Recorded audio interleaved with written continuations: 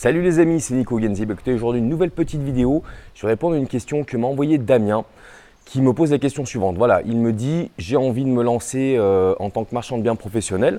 Donc je lui dis bah écoute bravo, tu as bien compris que sur ce business il y avait du gros à faire.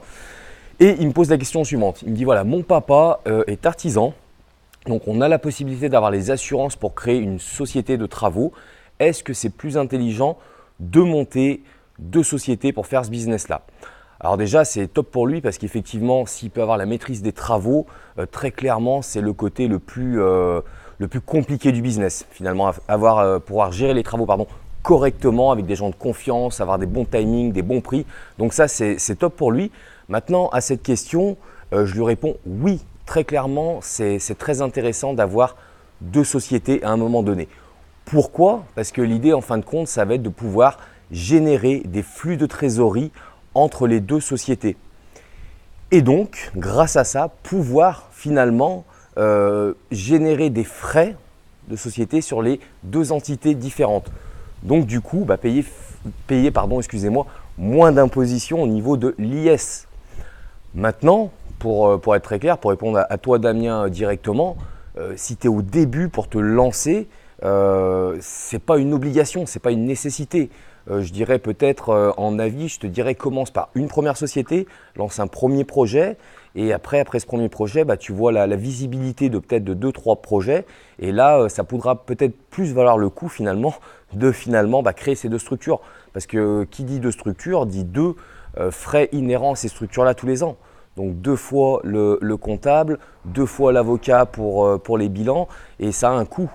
Donc très honnêtement, pour un démarrage, on peut tout faire sur la même société. Voilà, l'intérêt, c'est de bien noter dans vos statuts, même si votre activité principale, c'est l'activité de marchand de biens immobilier, vous pouvez rajouter la partie travaux, si vous avez la capacité de pouvoir gérer cette partie-là.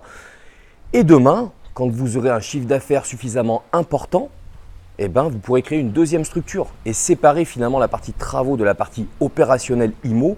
Et jouer vraiment sur ces flux de trésorerie qui sont hyper intéressants parce que vous l'avez compris, l'impôt des sociétés est calculé sur un résultat d'entreprise.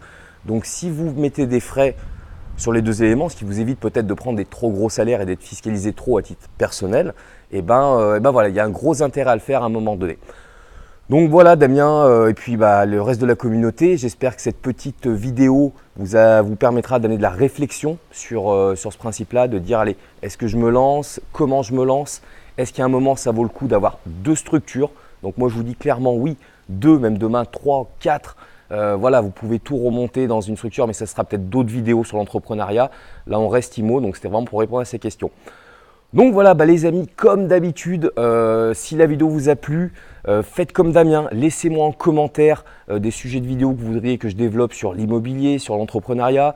N'hésitez pas à partager autour de vous. Voilà, un petit bouton partage, on envoie chez les amis à qui ça peut intéresser. Et puis likez la publication. En attendant, moi je vous souhaite un bon week-end et puis je vous dis à samedi prochain pour la prochaine vidéo. Salut les amis.